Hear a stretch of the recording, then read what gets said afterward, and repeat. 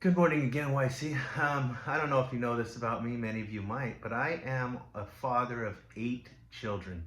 I have 5 girls and 3 boys, and they range from the ages of 1 to 29 years old. I have a child who's an attorney, and I have a child who's in prison. I have 3 of my daughters are gay, and one of them is dating a boy, really nice kid that I really like. My sons are on the younger end. My son Ruben Jr. is 21, and the one that's in prison is 19, and I have a 1 year old. Um, they're all over the place, and I think if when I think about it, and I have one that's a lawyer and one that's in prison, it just kind of makes me wonder, where did I go wrong? And I don't think that I did anything wrong, and I don't think that as parents we do anything really wrong to harm our kids. But what we need to realize is we're only one voice. We're only one influence. Our kids are being influenced by so many different things. They're being influenced by social media. They're being influenced by what they see on TV. They're being influenced by friends. They're being influenced by all sorts of different voices. The world is a very, very big influence. And, us as parents, we're only, even if we are, co-parenting, if we're, split up, or if we're married and we're both in the home, we're only two voices. And, thinking about it, if your child has 10 influences going on and only 2 of them are positive, then that means 80% of the information that they're receiving is negative information, and will probably lean in that direction. When I think of my boy that's in prison, I think, I tried as hard as I could to dissuade him from going down that lifestyle, because I've done it.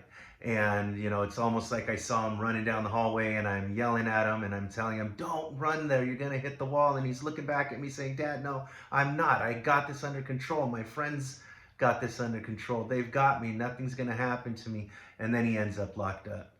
And, to me, that means to me that the more influences that he was hearing were negative rather than positive. And, thinking about having other people speak into our kids' life, sometimes that's a touchy situation for us. It's, we might feel like somebody's overstepping their boundaries into my parenthood. But think of it this way: if more people that had the same set of values as you do can speak into your children's lives, how much more powerful can that be? I think of the African proverb that says it takes a village to raise a child. That became really popular in the 90s as a saying. And what that's saying is it takes more people to provide for and care for a child, so that way they can grow up in a community where they feel safe and cared for. And that's really what we want. If we want to change the world, we want to change the direction our kids are going, they need more positive influences. They need you to step up and step into their lives as well. If you don't have nieces and nephews, and most of us do, what are we doing to help those parents speak truth into their kids' lives? What are we doing to help the neighbors' kids? I remember a quick story. My son, before he got in trouble, he had 2 friends, 2 brothers, and at different times, both those brothers were homeless. And do I recommend opening your doors to a homeless gang member's child? Maybe not, but I felt equipped to do so, and so we did.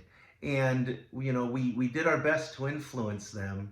Later on they may have made bad decisions. I don't know. They no longer stay with us. For that period in their life, we tried to instill truth and love and guidance for them.